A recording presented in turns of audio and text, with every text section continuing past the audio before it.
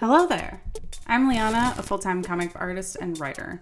You might have seen my work on things like TKO Tales of Terror or Star Wars Adventures. This series is for anyone in comics, fans and peers alike. Here, I sit down and talk to all my friends in the comic industry. Welcome. Hello, welcome to my channel. The only things I have to tell you is that you should get to your local comic shop this week, mostly because of my lovely guest today and my friend, Skylar. We are actually promoting her book, Women of Marvel, and her other Resonant issue today. To introduce you all to Skylar, Skylar and I met a couple years ago while we were both doing a vault book. You were sitting down in the back of the vault booth, and I walked over to you and was like, "You're Skylar." And you're like, "Yeah." I think at some point you were sitting back there and I came in and you just like put your arms out like to hug, and I just like fell into to your arms. So I was like, it's a friendship now. It was amazing. But anyway, well, I guess we'll switch to drawing and stuff. Women of Marvel. Can you talk about it? Yeah, I mean it comes out tomorrow. I had the amazing opportunity to work with Nadia Shamas and Fiona Farrell and Ariana Mar. I'm not sure if I'm saying her last name right. Apologies if I butchered it. It's a She-Hulk story, and it's an action-packed, fun story with Rhino. She's chasing Rhino through the Natural History Museum in New York and trying not to break everything in the process. So it's just a fun little romp. Yeah. That's so exciting. I'm ever since you told me about it, I was just like, can you tell us whether or not you get to draw any of her in like the lawyer outfit or anything? No lawyer outfit, okay. No. Okay. But you do get a little bit of Jen, so that's cool. Ooh. So other than Women of Marvel that's coming out and Resonant, can you talk about that? It's obviously tomorrow as well. Yeah, it's Resonant number 9, so it's the second to the last one. We're getting ready to round out the second arc, and we'll see if we get more of them in the future. Things are getting very intense, so I'm actually working on one of the more intense scenes right now. Ooh. Things are coming to a head, and I want to say 9 and 10 are pretty intense issues. In the beginning of the first arc, Pax, who's one of the main characters, and his kids are separated, and it's sort of him trying to get back to his kids in this next arc and all the people he meets along the way, and then it's the kids trying to defend their home from intruders. And so you've got these different storylines going on simultaneously while both groups are trying to survive and get back to each other. So it's been a super cool project to be a part of. I am incredibly grateful for the opportunity to work on this story. Can you talk about some of your other projects, like Volume and things like that? Yeah, I'm actually getting back to Volume now. Volume is going to be my big summer project. Issue 1 is done of that one, and we'll be working on issue 2 here soon. And that one is more of a YA story, a dystopian future where a regime has sort of taken over a city and has removed a lot of the creativity in society. So music's very heavily policed. All sorts of media are very heavily policed. And it's very terrifying.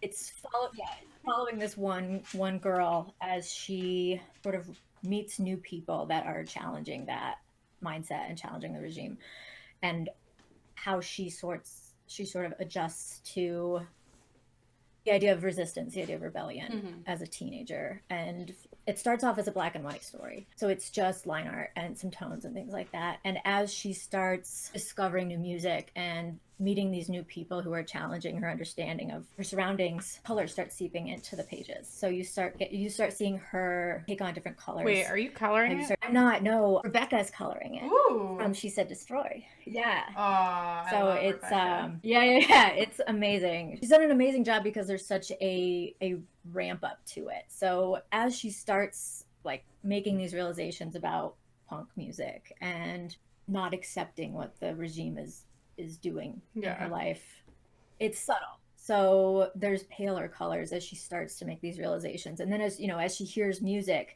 it becomes more vibrant. And in addition to this music and this realization, she starts gaining these powers. So she's got super strength, she's got invulnerability. And so it's this rebellion of teenage youths that are inspired by punk music and not wanting to accept the hyper regimented world that they live in. It's got elements of like Spider-Verse to some degree, you know, these like big bombastic splashes of color. I agree. And yeah. you know, yeah. So it should be a lot of fun. It's been a blast to draw. I love that we like know similar people too and like kind of work with similar, like I'm doing like a fun passion project with DB.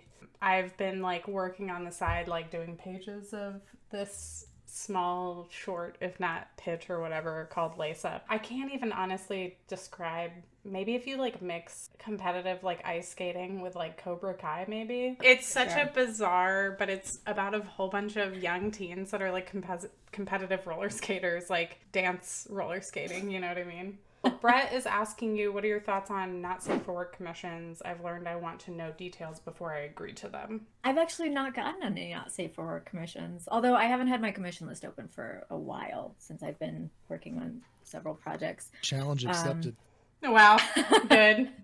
I think as far as taking them, just knowing what your boundaries are, if you have them, before you put that out there, like, you know, won't do, you know, there's a variety of different kinds of things you can do. So you can do the stuff that's more provocative, not necessarily explicit, and you can do the stuff that's way more explicit, and just kind of knowing what your boundaries are as the artist going in, opening up those kinds of commissions. So then people who want a commission, you'll have a better idea of what to ask for that will enjoy. Because if you enjoy doing it, then they're going to be happy. They're going to be happier with it. Yeah. You know? I feel like negotiate with the commissionee. Have your guidelines for yourself, and then that opens things up for you to be able to talk about it a little bit better. So that if, you know, they are kind of pushing into a territory maybe you don't want to go in, you could be like, well, this is kind of where I want to land as far as the kind of work that I'm doing for the not safe for work stuff. Absolutely. I'll never forget an offhanded story of someone being commissioned a Savage Land rogue with a pterodactyl. Like a not safe for work commission. I was like, oh, I don't know. That's definitely a unique story, but I've heard a lot of weird commission stories like that, especially at New York Comic Con and stuff like that. I definitely feel like there's a good way to be strategic and unique in the way that you present not safe for work commissions, to not be like known as that type of person too. Especially for like, because you have to like understand the client load too of whether or not you want that to be a part of your brand. And for some clients that's okay, but if you ever want to work with like children's stuff and things like that, like I remember talking to Steve Fox about this a little while back, for those of you that were here, like being able to manage, you know, cheater code and also writing like scholastic books at the same time. You know what I mean? Like, I think there's definitely a way to do it. Yeah. Well, and with Patreon too, and you know, you've got the tier system, so you can create that as something that's separate from what absolutely, you know, the bulk of your work is, which I think is a really great tool to use. Especially for like, but then, you know, paywall too, so that way it's not just out there. Right. Absolutely. Yeah. If you were to work on like a book by yourself, or like, do you have plans to work on any books by yourself? What would it be about? Well, the book I've been slowly developing is actually a spy story. It's a spy thriller romance. So speaking of like sexy stuff, it'll be a sexy book. Those are spy some intrigue. Of the screenshots that you've been posting recently, right? Is that from that? Yeah, any of that like hyper pink, purpley stuff, that is the spy story. People seem very excited about that, so I know I am. Yeah, I hope people are into it. We've said before that it's sort of like Killing Eve meets Hannibal meets Velvet meets Lady Killer. Like, it's at a crossroads of those stories. So, yeah, sexy, dark, spy stuff. I have been thinking more so recently, especially like wrapping up True Cult, about these weird ideas that I have in my head, and I'll just like randomly think of like who would best fit. And I recently thought about like a suburban horror and thought about you immediately. You already know like everything that I like, so it'll be interesting to just, I don't know, I feel like we'd be doing movie reviews at that point for the podcast. I think that could happen. I could see it even being like, you know, play a scary video game and talk, like stream that. That could be kind of cool. Like, Absolutely. I figure it should just be like a horror hub of like us consuming horror content. I would love that so much. I'm already preparing myself for like Resident Evil. I don't give a crap how tall she is. I don't give a crap that she can step on my neck. I don't even think I'm going to be able to get to the point where I see her because I'm too terrified to play that game. Damn. Oh, I forgot to mention, from the hype train last week, we got like half the amount of money to go towards a new camera. Nice. So I'm really excited because, like, for those watching right now, this camera is so grainy that you cannot see the blue pencil unless I put it directly up onto the screen. And that has to do with some of my gamma situation here too. But, like, I really want a nice camera to where everyone can see exactly what I'm working on. I'll show everyone the Yara that we did last week. I'm, like, almost done with it. I want to play around and, like, add some of the blacks to the piece, but I think it came out pretty good. It's, like, probably one of the best superhero pieces I've ever done. If you would like to join the Patreon and be a True Bud, there's many tiers for you to choose from. If there is room, you could join the male True Buds and get really cool swag from Liana that has a little message for the month, as well as prints and art and news. And, you know, you never know what you might get. I think I got a really cool lemon sticker this time, incandescent, that I have slapped against something nearby, and it's really freaking cool. And then for $3 you get the newsletter and access to Discord, which I highly recommend. That extra $1, everybody. The Discord is a lot of fun. And then for $5, I believe that's where some of the mail comes in, with coupons and comics via email. And Mail Buddy starts at $10. Extra swag in the mail starts at $19, as well as I think a few extra perks and bennies involving a quarterly sketch. And then there's the Big Bud at $50, which is like, I think after a half a year of you get 11 by 17. You get two commission. 11 by 17s like for an entire year. Yeah. And if you want to pay annually for any of those, you get 10% off, and it front loads the resources to Liana, so when we can, you know, travel again, we're not in this pandemic nightmare, she can do so more easily, as well as buy stuff to continue doing her work. So I know it's nice to everything month to month, and that's the way we can budget, but if you can swing it, you'll save some money, and she'll get the resources she needs to keep doing stuff like this. Can you talk about any buildings? So you drew Natural History Museum building, or just the inside? The inside, yeah. Okay. The whale room, right? Yeah, and then I did the gem and mineral room. There's just a little bit of an interior shot on that toward the end. So I fortunately didn't have to completely orientate myself in the... You're like, thank God I don't have to draw buildings. Yes.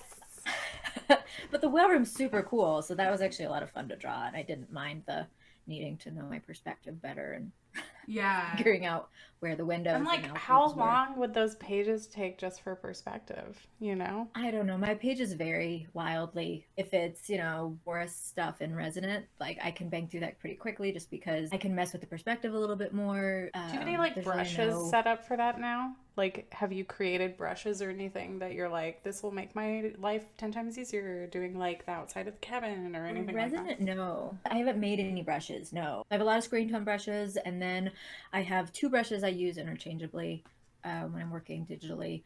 And one is just like a really kind of chunky, looks like almost like a dry brush. I use a lot of True Grit brushes. I love True Grit! Oh yeah, my they're God! So good. Dude! I think that's where I got the beat tones. Yeah, I got beat tones from True Grit. They're amazing. Their distress tones I use on everything. I use like on every single blacksmith cover. That's one I use a lot. Oh my gosh. Would you recommend any books on drawing landscapes, or just, you know, drawing in general from experience? Framed ink is one of my big go-tos for people. He really wanted to sink his teeth into it. This is the book. It's great. It actually, like, I got this before I did the Black AF series, and I learned so much, and I still learn. We're nearing a time where I would like to advertise your books a couple more times, and then maybe head out. You can find me on Twitter at Sky Patridge and Instagram at Sky Patridge. I also have a Ko-Fi, or Ko-Fi. I think it's Ko-Fi, but I might also pronounce it wrong.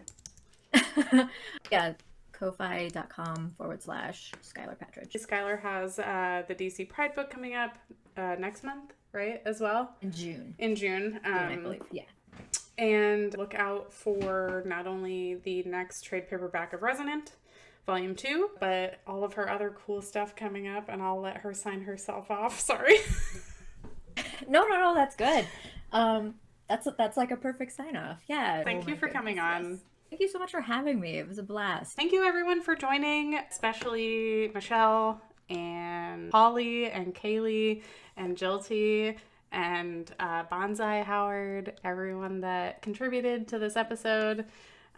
This allows me to make the stream better, so I appreciate it a lot. And sometimes I'll be able to give like cool gifts to my friends, like coffee from our friend Rootless, things like that. So thank you again for hanging out. Thanks for just being supportive. I appreciate it, And with that, I end you all. Thank you so much.